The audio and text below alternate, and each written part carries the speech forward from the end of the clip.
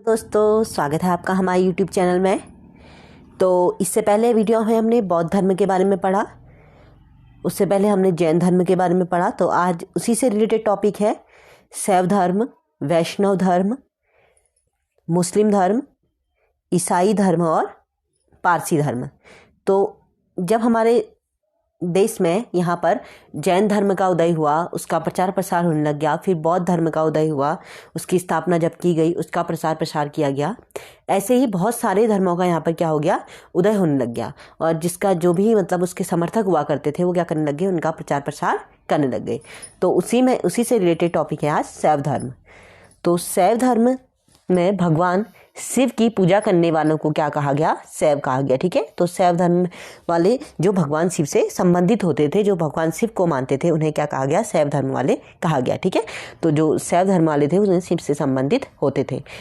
Then शिवलिंग उपासना का जो प्रारंभिक हमें पुरातात्विक साक्ष्य मिलता है वह कहाँ से मिलता है, हड़प्पा संस्कृति से मिलता है। ठीक है, तो हड़प्पा संस्कृति के अवशेषों से हमें क्या प्राप्त होता है, हमें जो शिवलिंग की उपासना होती थी, आज भी हम शिवलिंग की पूजा करते हैं, उसकी उपासना करते हैं। तो ऐसे जो ये साक्ष्य मिला है, ठीक है, तो हड़प्पा संस्कृति से हमें यह साक्ष्य मिला है कि शिवलिंग की उपासना तब भी हुआ करती थी। हड़प्पा संस्कृति के लोग भी क्या करते थे, शिवलिंग की उपासना करते थे। तो वहीं से हमको क्या मिला है, शिवलिंग की उपासना के साक्ष्य मिले हुए हैं। यदि पेपर में पूछा जाए कि शिवलिंग उपासना का प्रारंभिक पुरातात्विक साक्ष्य हमें कहाँ से मिला है, तो हड़प्पा संस्कृति से हमें इसका साक्ष्य मिलता है। ऋग्वेद में शिव के लिए रुद्र नामक देवता का उल्लेख किया गया है।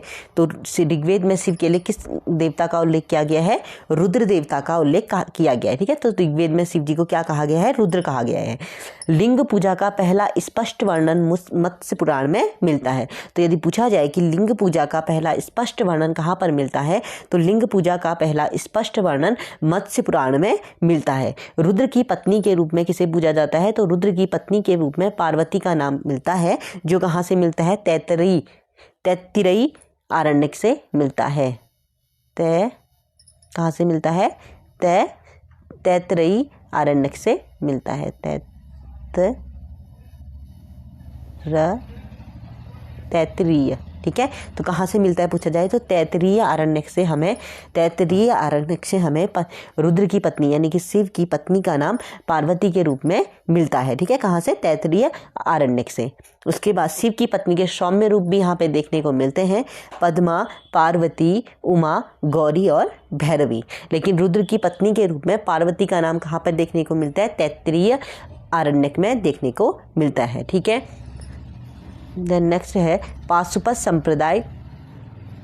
पाशुपत संप्रदाय शैव धर्म का सर्वाधिक प्राचीन संप्रदाय है। तो पूछा जाए कि शैव धर्म का सबसे प्राचीनतम संप्रदाय कौन सा है, तो शैव धर्म का सबसे सर्वाधिक प्राचीन संप्रदाय है पाशुपत संप्रदाय। तो पाशुपत संप्रदाय शैव धर्म का सबसे प्राचीन संप्रदाय है। ठीक है, और इसके जो संस्थापक थे वह लाकुलिस थे, जिन्हें भगवान शिव के 18 अवतारों में से एक माना जाता है। तो पाशुपत जो संप्रदाय था, जो कि शैव धर्म का सबसे प्राचीनतम संप्रदाय है, उसके जो संस्थापक थे किसे माना जाता है, लाकुलिस थे उनके संस्थापक, जिन्हें भगवान शिव के 18 अवतारों में से एक माना जाता है। पाशुपत संप्रदाय के अनुयायियों को क्या कहा जाता था, पंच आर्थिक कहा गया है। तो पाशुपत संप्रदाय के अनुयायियों को क्या कहा गया है, पंचार्थिक, ऐसे लिखेंगे पंचार्थिक। ठीक है, तो क्या कहा गया है, पंचार्थिक कहा गया है। नेक्स्ट है, इस मत का प्रमुख सैद्धांतिक ग्रंथ पाशुपत सूत्र है, और पाशुपत सूत्र के जो विख्यात आचार्य हैं वह है श्रीकर पंडित। ठीक है, श्रीकर पंडित इसके विख्यात आचार्य हैं। तो इस पूछा जाए कि जो पाशुपत संप्रदाय है तो इसका प्रमुख सैद्धांतिक ग्रंथ क्या है, पाशुपत सूत्र इसका सैद्धांतिक ग्रंथ है। आजीवक संप्रदाय के संस्थापक कौन थे, तो आजीवक संप्रदाय के संस्थापक मक्खली पुत्र गौशाल थे। ठीक है, तो यदि पूछा जाए कि आजीवक संप्रदाय के संस्थापक कौन थी, तो आजीवक संप्रदाय के संस्थापक मक्खली पुत्र गौशाल थे। दक्षिण भारत में सबसे पहले शैव धर्म का जो प्रचार प्रसार होना शुरू हुआ दक्षिण भारत में, राष्ट्रकूट चालुक्य शासक, राष्ट्रकूट शासक, पल्लव और चोलों के समय में सबसे ज़्यादा लोकप्रिय रहा है शैव धर्म। ठीक है, तो सबसे ज़्यादा जो प्रचार प्रसार किया दक्षिण भारत में इन्हीं राजाओं ने किया था, चालुक्य राजाओं ने, राष्ट्रकूट राजाओं ने, पल्लव और चोल राजाओं ने। इन्होंने क्या किया, वहाँ पर बहुत सारे ऐसे ऐसे मंदिर बनाए शिव जी के, ठीक है। तो बहुत सारे मंदिर बनाए, उनका मतलब कि बहुत ज़्यादा प्रचार प्रसार जो किया है शैव धर्म का, सबसे ज़्यादा इन्हीं राजाओं के समय में हम मान सकते हैं, ठीक है। तो सबसे ज़्यादा इन्हीं राजाओं ने किया। पल्लव काल में शैव धर्म का प्रचार प्रसार नयनारों द्वारा किया गया। तो जब जो शैव धर्म का प्रचार प्रसार किया गया था, किसके द्वारा किया गया, नयनार संत जो होते थे, नयनार संतों के द्वारा पल्लव काल में क्या किया गया है, शैव धर्म का प्रचार प्रसार किया गया। नयनारों की संख्या कितनी बताई गई है, ओनली 63, ठीक है। तो नयनारों की संख्या कितनी बताई गई है, 63 बताई गई है। एलोरा के प्रसिद्ध कैलाश मंदिर का निर्माण राष्ट्रकूटों द्वारा कराया गया था। ये एग्जाम पॉइंट से इंपॉर्टेंट क्वेश्चन है, बन सकता है ये कि एलोरा के जो प्रसिद्ध कैलाश मंदिर हैं उनका निर्माण किसने कराया। तो एलोरा के प्रसिद्ध कैलाश मंदिरों का निर्माण राष्ट्रकूटों ने कराया था। चोल शासक राजराज प्रथम ने तंजौर के प्रसिद्ध राजराजेश्वर मंदिर शिव मंदिर का निर्माण कराया, जिसे बृहदेश्वर मंदिर के नाम से जाना जाता है। तो तंजौर में स्थित जो राजराजेश्वर का मंदिर है, शिव मंदिर, उसका निर्माण कराया था राजराज प्रथम ने। ये कौन था, चोल शासक था। अभी हम इसके बारे में आगे पढ़ेंगे जब हम चोल शासकों के बारे में पढ़ेंगे, ठीक है। तो जो चोल शासक था राजराज, उन्होंने क्या किया था, सबसे पहले राजराजेश्वर मंदिर का निर्माण कराया, जो शिव से रिलेटेड मंदिर था और जिसे क्या किया गया, बृहदेश्वर मंदिर के नाम से जाना जाता है। कुषाण शासकों की मुद्राओं में शिव और नंदी के साथ, मतलब कि शिवजी और नंदी का एक साथ अंकन प्राप्त हुआ। तो कुषाण शासकों ने अपनी मुद्राओं में भी क्या कर दिया था, शिवजी को और उनके जो वो है नंदी को, दोनों को क्या कर दिया, अपनी मुद्रा में उनको क्या किया, अंकन किया है। तो जो हमें उनके शासकों की जो मुद्राएं हैं, कुषाण शासकों की, उनसे मिलता है शिव और नंदी के साथ में अंकन, ठीक है। और इसके बाद आता है एक नाथ संप्रदाय। नाथ संप्रदाय के जो संस्थापक माने जाते हैं वह गोरखनाथ माने जाते हैं। तो नाथ संप्रदाय का संस्थापक किसे माना जाता है, गोरखनाथ को माना जाता है, ठीक है। कापालिक संप्रदाय, नेक्स्ट है कापालिक संप्रदाय, ठीक है। तो कापालिक जो संप्रदाय था, कापालिक संप्रदाय जो है, इसके इष्ट देव क्या माने जाते हैं, कापालिक संप्रदाय के इष्ट देव भैरव को माना जाता है, ठीक है। तो भैरव देवता को क्या माना जाता है, कापालिक संप्रदाय के इष्ट देव माने जाते हैं। तो इस संप्रदाय का जो प्रमुख केंद्र था उस समय पर श्रीशैलम नामक स्थान था। तो कापालिक संप्रदाय के इष्ट देव कौन थे, भैरव थे, और इस संप्रदाय का जो प्रमुख केंद्र हुआ करता था श्रीशैलम में था। बाकी मैंने तुम्हें आपको बता दिया है कि जो नाथ संप्रदाय था उसके संस्थापक कौन थे, गोरखनाथ थे, और आजीवक संप्रदाय के कौन थे, मक्खलीपुत्र गोशाल थे। दक्षिण भारत में जो शिव मंदिर का प्रचार प्रसार किया गया शैव धर्म का, वो किसने किया था, नयनारों के द्वारा किया गया। और जो तंजौर में स्थित राजराजेश्वर मंदिर है, शिव मंदिर, उसका निर्माण कराया था चोल शासक राजराज प्रथम ने, जिसे बाद में बृहदेश्वर मंदिर के नाम से, आप किस नाम से, बृहदेश्वर मंदिर के नाम से भी जाना जाता है, राजराजेश्वर शिव मंदिर को। और एलोरा के जो प्रसिद्ध कैलाश मंदिर है, ये भी शिव जी से समर्पित मंदिर है। तो एलोरा के प्रसिद्ध मंदिर कैलाश मंदिर का निर्माण किसने कराया था, राष्ट्रकूटों ने कराया था। नेक्स्ट है वैष्णव धर्म। तो वैष्णव धर्म जो था, वैष्णव धर्म के विषय में जो जितने भी मतलब कि विष्णु नारायण को जो भी नारायण के समर्थक हुआ करते थे, उन्हें क्या कहा गया, वैष्णव धर्म, ठीक है। तो उन्हें वैष्णव धर्म से संबंधित माना गया, जो नारायण के पूजक होते थे, ठीक है। तो जो वैष्णव धर्म में प्रारंभिक जानकारी जो हमें मिलती है वैष्णव धर्म के बारे में, वो कहाँ से मिलती है, उपनिषदों से हमें मिलती है। इसका विकास भागवत धर्म से हुआ है। नारायण के पूजक क्या कहलाते हैं, यही जो नारायण के पूजक होते थे वह वैष्णव धर्म से संबंधित होते थे, ठीक है।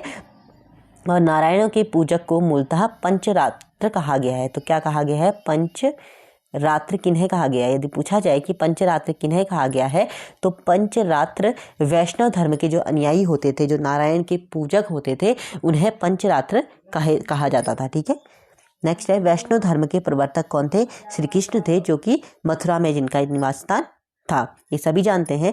कृष्ण का उल्लेख सर्वप्रथम छांदोग्य उपनिषद में देवकी पुत्र और अंगिरस शिष्य के रूप में मिलता है। तो कृष्ण का उल्लेख सर्वप्रथम कहाँ पर मिलता है, छांदोग्य उपनिषद में देवकी पुत्र और अंगिरस के शिष्य के रूप में इनका उल्लेख मिलता है। वासुदेव कृष्ण का सबसे प्रारंभिक अभिलेख वेशनगर स्तंभ अभिलेख से पाया गया है। तो वासुदेव श्री कृष्ण का सबसे प्रारंभिक अभिलेख जो मिला है वेशनगर स्तंभ अभिलेख से पाया गया है। नेक्स्ट है विष्णु के 10 अवतारों का उल्लेख मत्स्य पुराण में मिलता है, जिसमें मत्स्य अवतार उनका, कूर्मा अवतार, वराह अवतार, नरसिंह अवतार, वामन अवतार, परशुराम, राम अवतार, बलराम और कल्कि अवतार। तो उनके 10 अवतारों का उल्लेख हमें कहाँ मिलता है? मत्स्य पुराण में मिलता है। गुप्त काल में विष्णु का वराह अवतार सबसे ज़्यादा प्रसिद्ध रहा। तो यदि पूछा जाए कि गुप्त काल में विष्णु का कौन सा अवतार सबसे ज़्यादा प्रसिद्ध था, तो गुप्त काल में भगवान विष्णु का वराह अवतार सबसे ज़्यादा प्रसिद्ध हुआ। नेक्स्ट है, वैष्णव धर्म में ईश्वर को प्राप्त करने के लिए सर्वाधिक महत्व किसको दिया गया है? भक्ति को दिया गया है। भक्ति से ही हम क्या कर सकते हैं? ईश्वर को प्राप्त कर सकते हैं। तो वैष्णव धर्म में किसको दिया गया है? ईश्वर को प्राप्त करने का सर्वाधिक महत्व जो दिया गया है वह भक्ति को दिया गया है। नेक्स्ट है, प्रमुख संप्रदाय, मत एवं उसके आचार्य। तो प्रमुख संप्रदाय में देखते हैं, फर्स्ट है वैष्णव संप्रदाय। तो वैष्णव संप्रदाय जो था वो किस मत से था? विशिष्टाद्वैत। ठीक है, तो जो वैष्णव संप्रदाय था उनका मत क्या था? विशिष्टाद्वैत। और विशिष्टाद्वैत के जो आचार्य हैं वो हैं रामानुजन। तो पूछा जाए कि विशिष्टाद्वैत के आचार्य, ये हमारे एग्जाम पॉइंट से बहुत इंपॉर्टेंट है। तो विशिष्टाद्वैत, ठीक है, तो विशिष्टाद्वैत के जो आचार्य हैं उससे संबंधित वो है रामानुज। ठीक है, तो यदि पूछा जाए कि विशिष्टाद्वैत के आचार्य कौन है, तो विशिष्टाद्वैत मत के आचार्य थे रामानुजन। ठीक है, और ये किस संप्रदाय से संबंधित है? वैष्णव संप्रदाय। तो वैष्णव संप्रदाय से संबंधित है, मत है विशिष्टाद्वैत और आचार्य है इसके रामानुज। नेक्स्ट है ब्रह्म संप्रदाय। ब्रह्म संप्रदाय का मत क्या है? द्वैत, और इसके जो आचार्य हैं द्वैत के वो है आनंद तीर्थ। नेक्स्ट है रुद्र संप्रदाय। रुद्र संप्रदाय का मत है शुद्धद्वैत। शुद्धद्वैत के आचार्य हैं वल्लभाचार्य। नेक्स्ट है सनक संप्रदाय। सनक संप्रदाय का मत है द्वैताद्वैत। ठीक है, तो सनक संप्रदाय से संबंधित मत है द्वैताद्वैत, और द्वैताद्वैत के आचार्य कौन है? निम्बार्क। तो ये याद रखना, विशिष्टाद्वैत के हैं रामानुजन, द्वैत के हैं आनंद तीर्थ, शुद्धाद्वैत के हैं वल्लभाचार्य और द्वैताद्वैत के हैं निम्बार्क। ठीक है, नेक्स्ट है प्रमुख संप्रदाय, संस्थापक और उनसे संबंधित पुस्तकें। सबसे पहले वरकरी समुदाय। वरकरी समुदाय के संस्थापक कौन थे? नामदेव। तो यदि पूछा जाए कि वरकरी संप्रदाय के संस्थापक कौन थे, तो वरकरी समुदाय के संस्थापक थे नामदेव। नेक्स्ट है श्री वैष्णव संप्रदाय। श्री वैष्णव संप्रदाय के संस्थापक है रामानुजन और इनकी पुस्तक है ब्रह्मसूत्र। ठीक है, तो ब्रह्मसूत्र किसकी है? रामानुजन की। और परमार्थ के जो संप्रदाय के जो संस्थापक हैं रामदास हैं और उनसे संबंधित पुस्तक है दासबोध। और राम भक्त के हैं संस्थापक, राम भक्त संप्रदाय के हैं रामानंद और पुस्तक है आध्यात्म रामायण। ठीक है, तो वरकरी समुदाय के संस्थापक कौन है? नामदेव हैं। वैष्णव संप्रदाय के हैं रामानुजन, संबंधित पुस्तक है ब्रह्मसूत्र। परमार्थ संप्रदाय के हैं संस्थापक रामदास, संबंधित पुस्तक है दासबोध। और राम भक्त के संस्थापक हैं रामानंद, संबंधित पुस्तक है आध्यात्म रामायण। नेक्स्ट है अंकोर वाट का जो मंदिर बनाया गया है कंबोडिया के राजा सूर्यवर्मन द्वितीय के द्वारा। तो अंकोर वाट का मंदिर किसके द्वारा बनाया गया है? तो अंकोर वाट का मंदिर कंबोडिया के राजा सूर्यवर्मन द्वितीय ने बनवाया था। तो इस मंदिर में लगभग 10.5 फीट ऊंची भगवान विष्णु की मूर्ति स्थापित है। तो यदि पूछा जाए कि अंकोर वाट का मंदिर जो है किसने बनाया था, तो अंकोर वाट में मंदिर जो बनाया था वह कंबोडिया के राजा सूर्यवर्मन द्वितीय ने बनवाया था। और किससे समर्पित है? वो भगवान विष्णु को समर्पित मंदिर है। नेक्स्ट है इस्लाम धर्म। इस्लाम धर्म का संस्थापक जो थे हजरत मोहम्मद साहब थे। हजरत मोहम्मद साहब का जन्म 570 ईसा पूर्व कहाँ पर हुआ था? मक्का में हुआ था। तो इस्लाम धर्म के संस्थापक इन्हें माना जाता है हजरत मोहम्मद साहब थे। इस्लाम धर्म के संस्थापक कौन थे? हजरत मोहम्मद साहब थे। और हजरत मोहम्मद साहब का जन्म 570 ईस्वी में कहाँ पर? मक्का में हुआ था। मोहम्मद साहब के पिता का नाम अब्दुल्ला तथा माता का नाम क्या था? अमीना था। तो अब मोहम्मद साहब के पिता का नाम क्या था? अब्दुल्ला था और माता का नाम अमीना था। मोहम्मद साहब ने 610 ईस्वी में मक्का के पास हीरा नामक गुफा में इन्हें क्या हुई? ज्ञान की प्राप्ति हुई।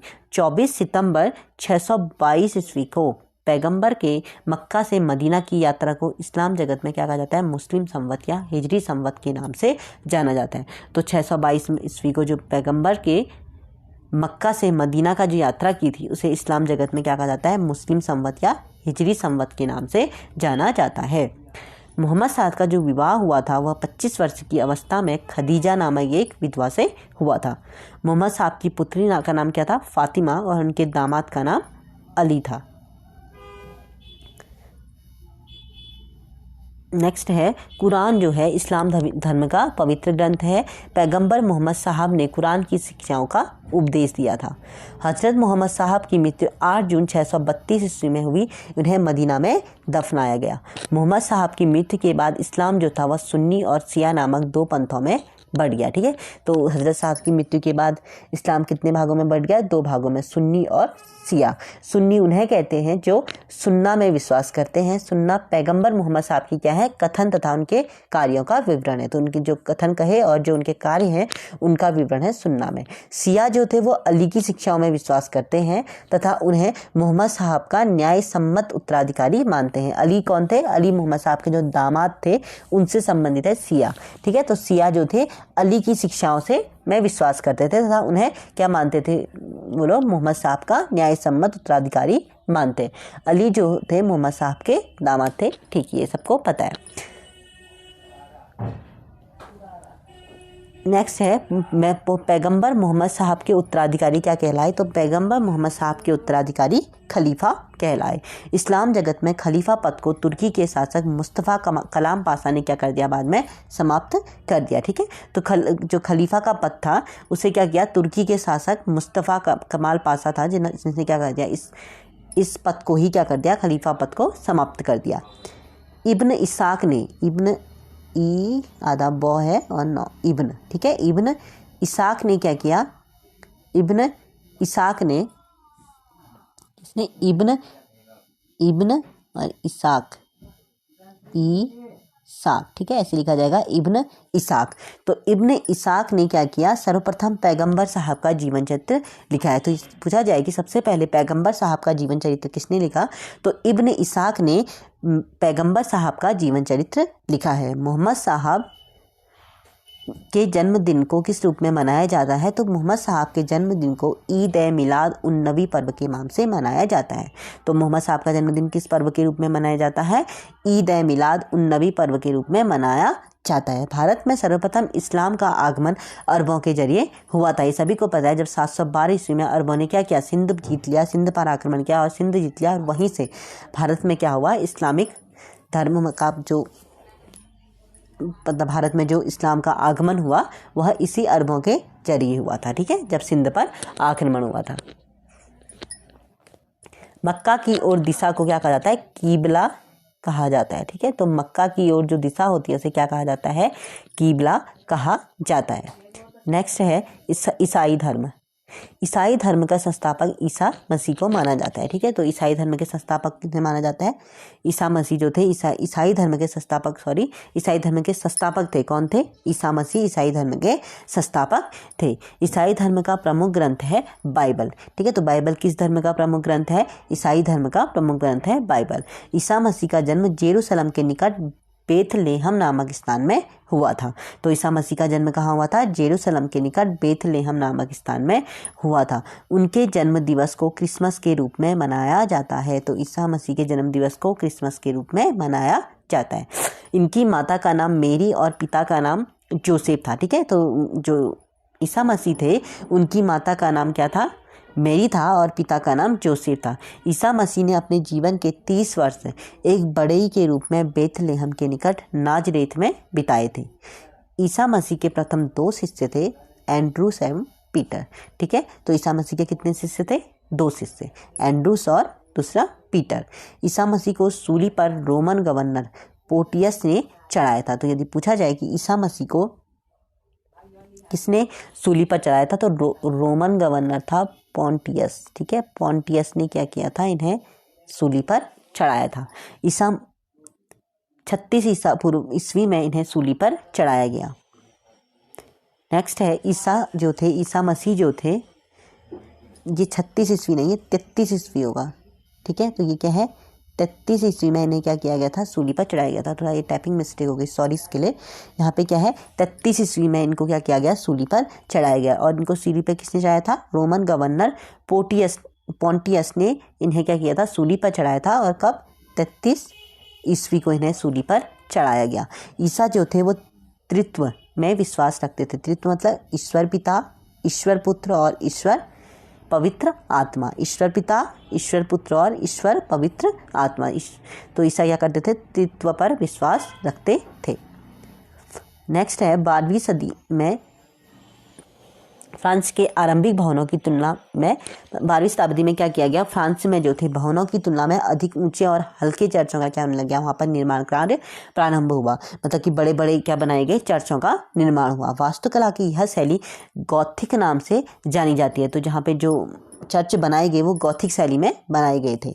इस वास्तुकला शैली के सर्वोत्कृष्ट उदाहरणों में एक है पेरिस का नॉट्रे-डेम चर्च। तो पेरिस का नॉट्रे-डेम चर्च, ठीक है। तो पेरिस का जो नॉट्रे-डेम चर्च है वह क्या है? जो गॉथिक शैली का सबसे अच्छा उदाहरण है, ठीक है। तो बड़े बड़े क्या बनाए गए? भवनों से भी बड़े बड़े वहाँ पर चर्च बनाए गए, हल्के चर्च और ऊंचे चर्च बनाए गए। और वो जो शैली बनाई गई उनकी, वो गॉथिक शैली बनाई गई। और जो वास्तुकला के सर्वर में उत्कृष्ट उदाहरणों में से एक है पेरिस का नॉट्रे-डेम चर्च। नेक्स्ट है पारसी धर्म। तो पारसी धर्म जो था, पारसी धर्म के पैगंबर जरथुष्ट्र थे, ठीक है। तो कौन थे? जरथुष्ट्र थे। कौन थे? जरथुष्ट्र, ठीक है। जरथुष्ट्र, ठीक है। यदि पूछा जाए कि पारसी धर्म के पैगंबर कौन थे, तो जरथुष्ट्र थे, जरथुष्ट्र। इनकी शिक्षाओं का संकलन जो है वो जैनदा अवेस्ता नामक ग्रंथ में मिलता है। तो जैनदा अवेस्ता जो ग्रंथ है, जैनदा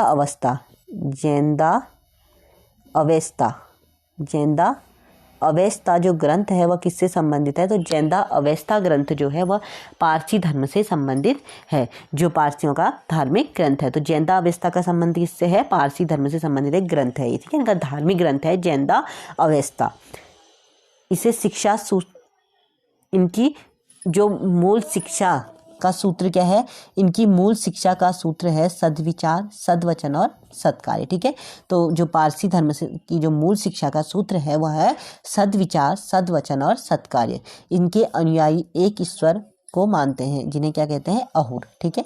तो इनके अनुयायी जो हैं एक ईश्वर अहुर को मानते हैं। इस धर्म के अनुयायियों को अग्नि पूजक भी कहा जाता है। तो ये पूछ सकते हैं, हमारे एग्जाम पॉइंट से इंपॉर्टेंट बन सकता है कि किस धर्म के अनुयायी को अग्नि पूजक कहा जाता है। तो पारसी धर्म के अनुयायियों को अग्नि पूजक भी कहा जाता है। इसके अनुयायी एक ईश्वर अहुर को मानते हैं। तो अहुर को कौन मानते हैं? पारसी धर्म वाले क्या मानते हैं? एक ईश्वर अहुर को मानते हैं। इनकी शिक्षा का सूत्र हमने पढ़ दिया। इनकी शिक्षा सूत्र है सद्विचार, सद्वचन और सद्कार्य। और इनकी जो शिक्षाओं का संकलन किया गया है वह जैनदा अवेस्ता नामक ग्रंथ में किया गया है, जो पारसियों का धार्मिक ग्रंथ है। जैनदा अवेस्ता है, ठीक है। अवेस्ता। और पारसी धर्म के जो पैगंबर थे वो थे जरथुष्ट्र,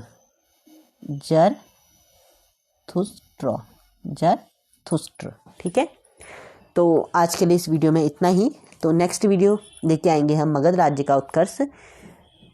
तो अगर ये वीडियो आपको पसंद आई है तो प्लीज़ लाइक कीजिए, शेयर कीजिए, सब्सक्राइब कीजिए। तब तक के लिए बाय।